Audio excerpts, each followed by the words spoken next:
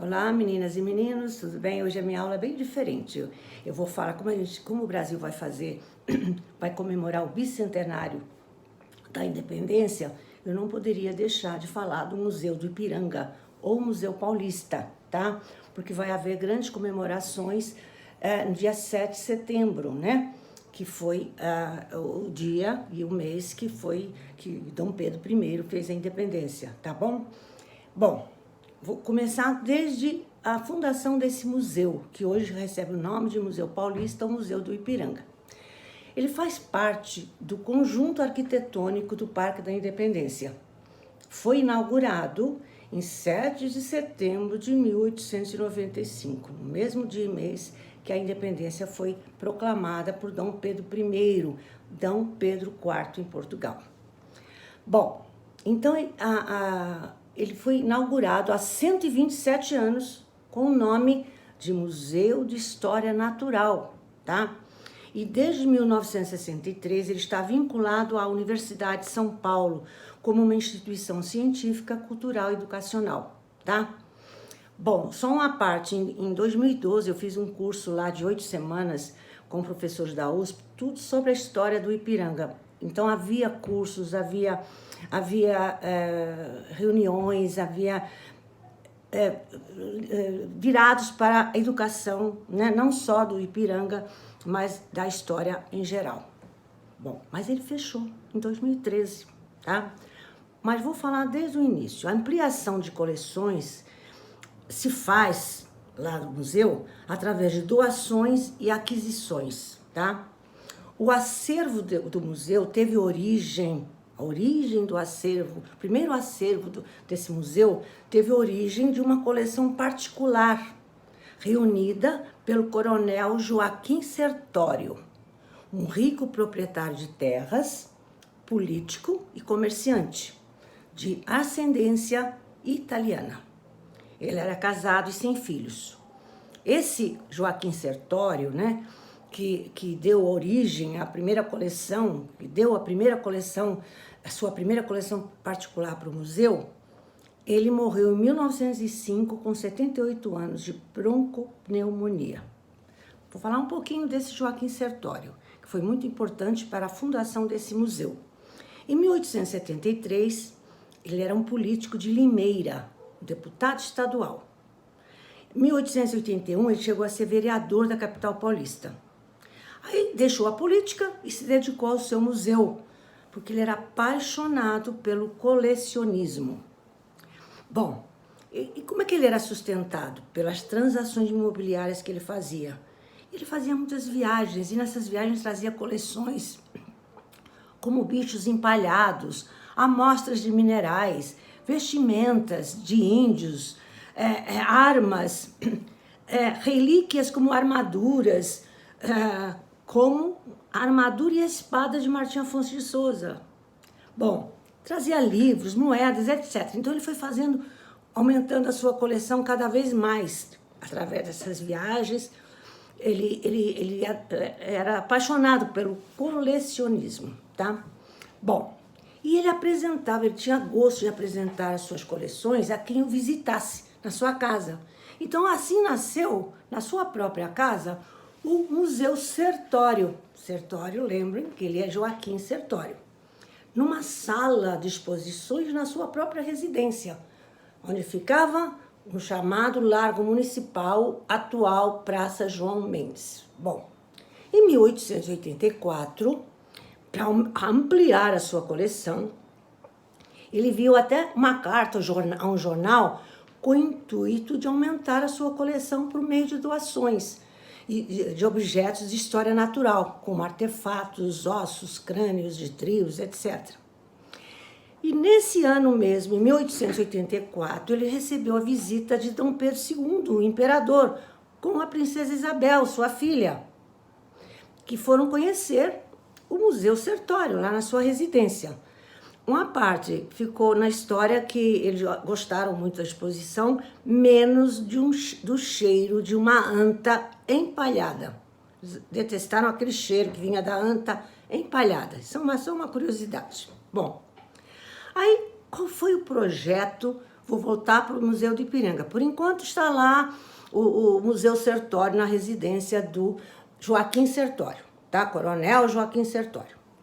Aí houve um projeto para a construção do Museu do Ipiranga. Como é que aconteceu? Tá? Tommaso Gaudenzio Bezzi, arquiteto e engenheiro italiano, ele que já trabalhava para a Corte Imperial do Brasil, fez trabalhos em Fortaleza, no Rio de Janeiro e até em São Paulo, ele foi chamado para a construção do Museu do Ipiranga. Então, a sua obra mais importante realmente ficou o Museu do Ipiranga. Esse Tommaso Gaudenzio Bezzi, que é um italiano. Bom, o que aconteceu? A Câmara Municipal de São Paulo nomeou 28 membros para o projeto. E depois de várias comissões tomarem a decisão, discutirem, Dom Pedro II aprovar o projeto, as obras tiveram início, sabe quando? Em 25 de março de 1885. Durante a construção, houve várias alterações do projeto, principalmente por causa da falta de fundos. Aí até há também desentendimentos entre o arquiteto e o resto do grupo. Até ele foi afastado um tempo, assim, Gaudêncio, foi chamado outro. Bom, enfim, em 1890, as obras ficaram paralisadas e depois foram retomadas. E a inauguração ocorre em 1895, tá? Bom, são criadas nesse museu seções de etnografia, história e novos acervos de história da história de São Paulo, pinturas, esculturas, a escadaria, a Salão Nobre. Isso foi aos poucos, não foi logo de cara, tá? Bom, só uma parte, etnografia, o estudo de várias etnias. Bom, agora eu vou falar um pouco antes da construção, que foi muito polêmica. Houve debates, tá? Por que resolveram fazer um museu, né, em homenagem à independência do Brasil? Não foi assim, de repente. A independência foi feita, vamos fazer um monumento. Não. Um ano depois da independência, em 1823, a Assembleia Constituinte de São Paulo começou a discutir sobre a possível construção de um monumento em memória ao Grito do Ipiranga, tá? Apesar de que o ato da proclamação da independência por Pedro I, né, no Riacho do Ipiranga, teve pouca repercussão na época, na imprensa, na Corte do Rio de Janeiro, quase ninguém falava, repercutiu, ele faz independência ou morte no Riacho do Ipiranga. Houve realmente, em 1823, um ano depois da independência, essa discussão, fazer um monumento em memória à independência, ao grito da independência. Mas havia pouca repercussão, tá? Isso em 1823, um ano depois da independência. Só em 1826, 4 anos depois da independência, é que o parlamento aprovou a introdução do 7 de setembro na categoria Festividade Nacional.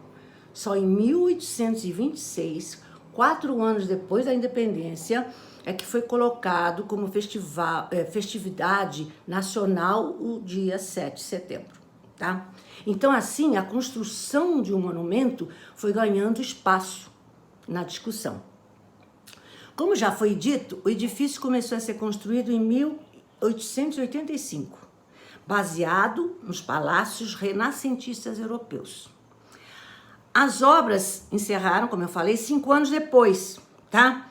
Em 1890, primeiro aniversário da República. Um ano depois, lembram que a República, 15 de novembro de 1889, e as obras se encerraram em 1890, um ano após a proclamação da República. Mas, em 1890 acabaram as obras, mas só em 7 de setembro de 1895, 5 anos depois, é que foi inaugurado como Museu de História Natural, com muito acervo do Joaquim de Sertório, tá? Outra parte, em 1909, 19 anos após a inauguração do museu, um paisagista belga executou os jardins ao redor do edifício. Acredita-se que em 1920 ele foi substituído por um paisagista alemão. Bom, curiosidades ocorrida no museu em 2007. Em 2007 ocorreu algo inusitado. 900 cédulas e moedas raras foram roubadas do acervo de moedas emitidas na Áustria e Alemanha durante a Primeira Guerra. Primeira Guerra, 14 a 18. O furto foi descoberto por um próprio funcionário que encontrou no banheiro, quando estava limpando o banheiro, um saco de lixo com algumas dessas cédulas no banheiro dos funcionários.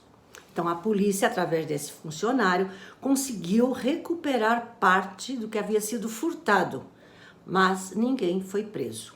O material furtado chegou a valer 100 mil reais na moeda de hoje, tá? Bom, então, a seguir, depois de 2007 desse furto, a segurança foi reforçada, novas câmeras de vigilância, alarmes, treinamento de funcionários para descobrir, né, se alguém estava roubando, etc. Bom, isso foi em 2007. Em 2013, o museu foi fechado. A estrutura do prédio estava abalada e a previsão da reabertura seria 2022. No bicentenário da independência do Brasil. E a maior parte do acervo, que era enorme, foi transferido para imóveis alugados exclusivamente para armazenamento desses volumes. E muitas peças também foram emprestadas para outros museus, periodicamente, só enquanto estavam em reconstrução. E também até foram emprestadas para espaços culturais. Primeiro, previsão de gastos. Primeira previsão de gastos nessa reforma, 21 milhões de reais. Passado um tempo, já estava em 100 milhões de reais. E após 30 meses, 139 milhões e meio, tá? Mas, de 2013, quando o museu foi fechado, a 2019, as obras ficaram paradas. Só foram retomadas em 2019. Quer dizer, 2013 foi fechado, aí houve aquela polêmica toda dos gastos, disso e aquilo, dos projetos, e só em 2019 que houve a retomada, vamos dizer assim, o início das obras do museu, porque estava com a estrutura abalada. O museu, que vai ser inaugurado 7 de setembro, será ampliado em 6 mil metros quadrados. Haverá salas para programas educativos, terá um café, uma loja, um auditório, sala para exposições temporárias, um túnel até escadas rolantes e até elevadores, tá? Então vai ser muito chamativo para turistas, né? O Ipiranga vai ser realmente um bairro onde vai ter um museu inusitado, né? Diferente de todos os outros museus que existem em São Paulo e até no Brasil. Mas vou voltar como é que era antes dessa reforma, que a gente já não sabe, que ainda não foi aberta, para a gente ver essas modificações todas.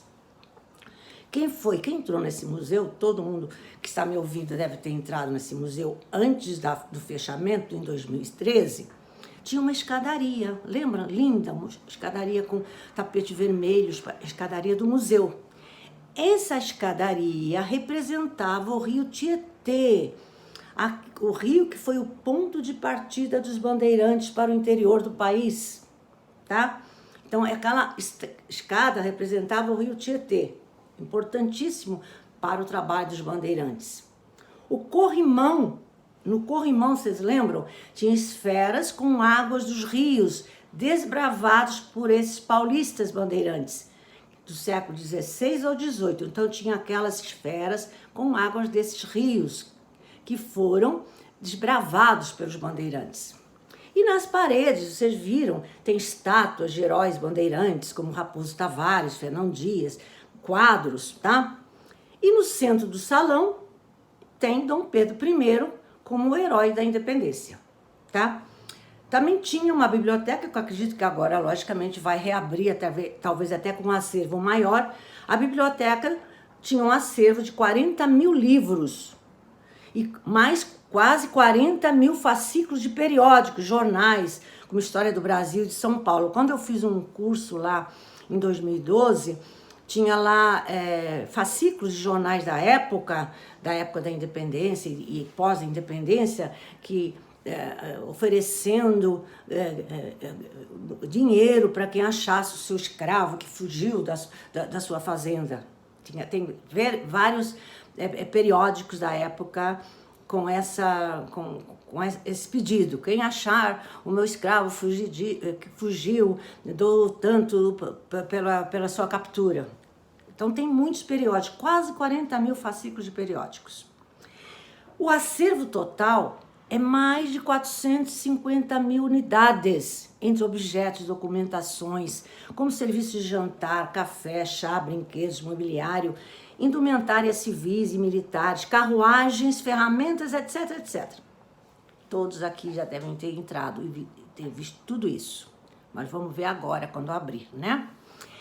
Então, em 1822, como vocês sabem, Dom Pedro, aconselhado por José Bonifácio, que é o patriarca da independência, e para sua esposa Leopoldina, ele fez a independência do Brasil. Então, ficou um reino independente, tá? Isso em 1822. Em 1831, 9 anos depois, ele abdicou e foi para Portugal. Isso em 1831, e deixou Dom Pedro II com 5 anos e suas 2 filhas, porque ele foi, já contei isso numa aula, ele foi lutar contra seu irmão Dom Miguel, que usurpou o trono de Portugal. E ele queria o trono por direito para sua filha Maria da Glória, que nessa luta contra nessa luta, né, contra aqueles que eram do lado de Dom Miguel, ele ficou no Porto e teve essa luta e ganhou essa luta. Só que em 1834, né, ele conseguiu o trono para Maria da Glória, sua filha. Dom Miguel foi exilado, mas ele morreu em 1834 com 36 anos. Todo mundo sabe disso, né? E agora o que está acontecendo? A Dona Maria da Glória, deixa eu falar, Maria da Glória depois governou Portugal como Dona Maria II. Aí o que está acontecendo agora? Vai ter os 200 anos da independência do Brasil, né? Todo mundo já ouviu falar que o coração de Dom Pedro I está no Porto, né? Em Formol, na Igreja da Lapa do Porto, há 185 anos, tá? Por quê?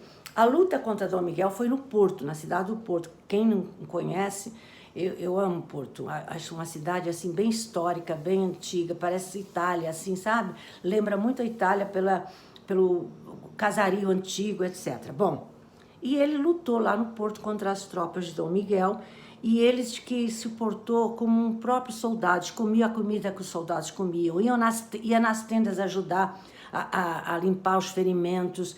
Então o povo do Porto o adorava, né? E olhava o Dom Pedro como realmente um igual. E ele gostou também muito dos portuenses. Então, quando estava no seu leito de morte, ele falou: eu quero que o meu coração, quando eu morrer, fique aqui nessa cidade do Porto. E está lá há 185 anos, em Formol. O corpo dele está aqui no museu, no Ipiranga, não no museu,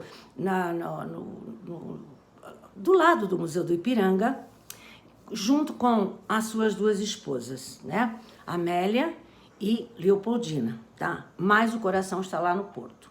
Então, o governo brasileiro pediu, né? O embaixador pediu para trazer o coração para as comemorações do bicentenário. Houve muita relutância, com medo do traslado, que poderia deteriorar o coração, mas houve um entendimento e vários grupos estão tratando para conservar e fazer o trajeto de modo seguro. Então, a FAB, Força Aérea Brasileira, ficou responsável pelo transporte do coração para a festividade do bicentenário da independência aqui no Ipiranga, tá? Mas depois o coração volta para o Porto, como ele pediu antes de morrer. E vou ficar por aqui. Espero que vocês tenham gostado, mas vão na comemoração de 7 de setembro no Museu do Ipiranga. Beijos!